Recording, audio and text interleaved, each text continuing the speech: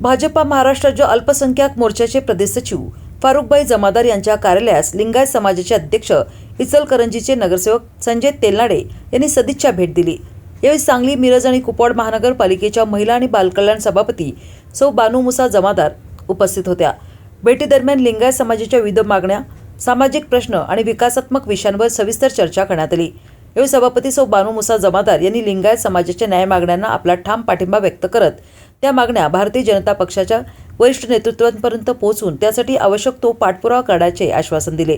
या प्रसंगी फिरोजभाई जमादार, आला जिल्हा परिषद सदस्य प्रशांत शहापुरे, अभिजित हारगे, जयगोंड कोरे, चंद्रकांत मैगुरे, श्रीशैल धुळशेट्टी, राकेश सदलगे आदी उपस्थित होते।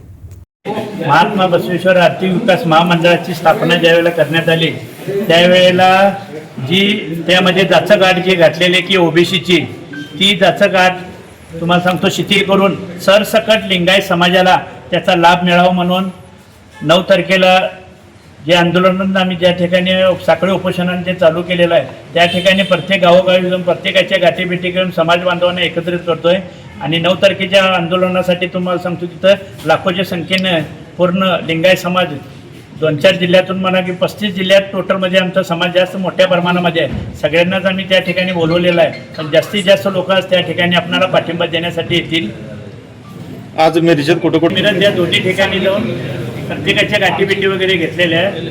उमरवाडमध्ये देखील आमचे नितीन पाटील साहेब पैलवान त्यांनी देखील मोठ्या प्रमाणामध्ये त्या ठिकाणी मेळावा देखील घेऊन सगळ्या समाज बांधवांना त्यांनी देखील संबोधित त्या ठिकाणी केलेलं आहे। त्याच्यासोबत मंगेशदादा चिवटे देखील एक आमचे समाज बांधव म्हणून मोठ्या प्रमाणामध्ये लिंगायत समाजाला त्यांचा पाठिंबा देऊन त्यांनी आजच जे मंत्री महोदय उदय सामंत साहेब होते त्यांची देखील गाठभेट घालून देऊन आणि तिथे त्या ठिकाणी आमदार देखील तिथे बाबासाहेब आलते सुहास वगैरे त्यांना देखील त्या ठिकाणी निवेदन दिलेलं आहे आणि आता इद्रिस नायकोडेंनी देखील दिलेलं आहे। आता बालकल्याण सभापती त्यांनी देखील आज आम्हाला